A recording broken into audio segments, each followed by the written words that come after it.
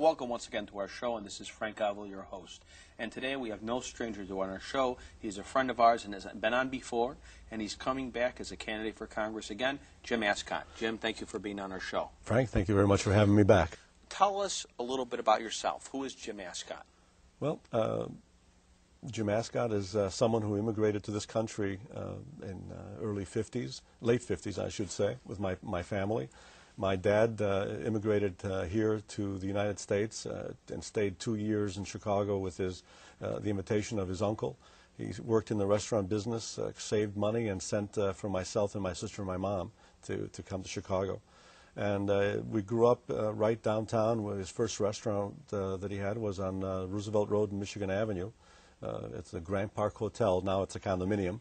And I grew up in Grant Park, and then we moved to Bucktown, where I grew up there, and went to grammar school and then on to Lane Tech High School. Where did you go to grammar school? Jonathan Burr Grammar School on Wabansie and Ashland. Okay. And then went on to Lane Tech from there. My dad had a restaurant in Milwaukee and North Avenue, and I would walk to the restaurant and then take the transportation to Lane until I was able to drive, and then I would go to the restaurant and borrow my father's car to go to school.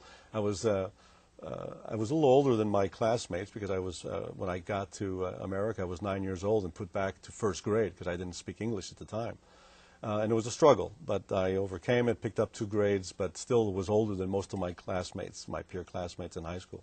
So I had the advantage of having a car. So I guess I was very popular at the time. Okay.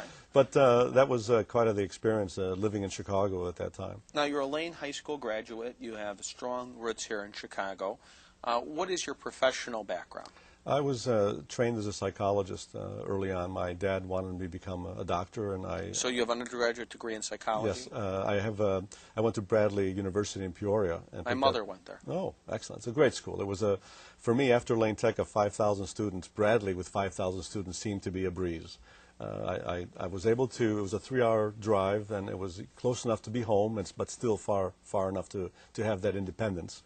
And I did my undergraduate there as well as my master's degree in guidance and counseling. And then came back to Chicago, and I worked at Forest Hospital in Des Plaines as a therapist. I was their occupational director for outpatient services, and then went to Loretto Hospital and became a crisis intervention and worked on my PhD and finally received that. But so you have a PhD in psychology? Yes, I have a PhD in psychology. From what institution? Columbia Pacific University in California. Okay. I went to several universities here in Chicago, but I just couldn't find the right program for me. And found that one. It was a non-residential program. I had supervision here in Chicago from a professor at Northeastern, and finally finished my dissertation and received my degree. PhD in psychology. And you have practiced then as some kind of licensed... At the time, I was strictly a therapist, non-licensed at the time. They didn't have that procedure, I guess, when I was working at the hospital. I was working in the emergency room as a crisis intervention therapist. Help them calm down or to prevent suicides? Absolutely. My role was to intervene in whatever psychosis was brought to me, to evaluate patients and either to recommend therapy or hospitalization or even commitment. I had police officers bring in patients to evaluate if they were capable of being locked up or to be in a different setting, if they would be dangerous to themselves or others. It was that type of role, and I spent 5-6 years in the emergency room at Loretto, and it was a great experience. And Loretto's in the ward, yes, Central and the Eisenhower, so next to a Greek church there. Yes. So I definitely enjoyed that, but Is that the Church of the Assumption? Yes. You know your Greek churches. Yes. And I was inspired by business. My dad always didn't want me to be in the restaurant business, of course, and he would bring me when I was younger to the restaurant and have me wash dishes or help to do those kind of laborious tasks so that he knew that I would not participate in it. But unfortunately, it was in my system. I grew up in a restaurant business, and I participated in an opening of a restaurant with a partner on Lincoln Avenue. And what kind of food? It was a French Nouvelle Cuisine restaurant. And it was an excellent opportunity for me to learn service and understand that process. After a while, the hours were tremendous. I mean, I didn't realize what my mom and dad did in running a restaurant. It was 24/7. The hours were just unbelievable, what you have to do to maintain that business. And I respect people that are in it. I decided to go into commercial real estate after that experience, and my sister, who was in real estate, I followed her footsteps and decided to open up a commercial firm. And I've been doing that for the last 25 years in Chicago, in River North, and then right now in the West Loop, where my office is currently located. And I've learned that process, what it takes to run a small business and maintain it over the years through the downturns as well as the highs that we've had in real estate. So I understand some of the things that have gone on here with the foreclosure, especially now, and the pending issues that we deal with everyday concerns about how to make your mortgage, how to make that work. If you're in the commercial real estate field, are you running for office while your business is suffering?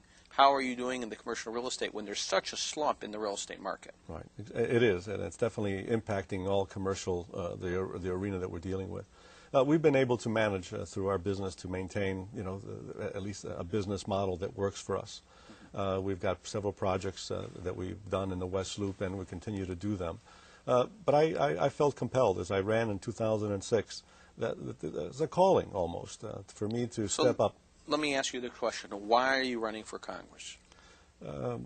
As I was just going to say, it's something that I've been inspired to do. I think that as an immigrant coming to this country, I feel this is my giving back. And besides that, I feel I have the skills and the abilities to really make a difference in the 7th District. Not only to bring more to the table and an ability for us to negotiate and bring resources to the 7th District, not only from the federal government, but also to look at the resources we have in the district itself. We have great wealth and we have great poverty.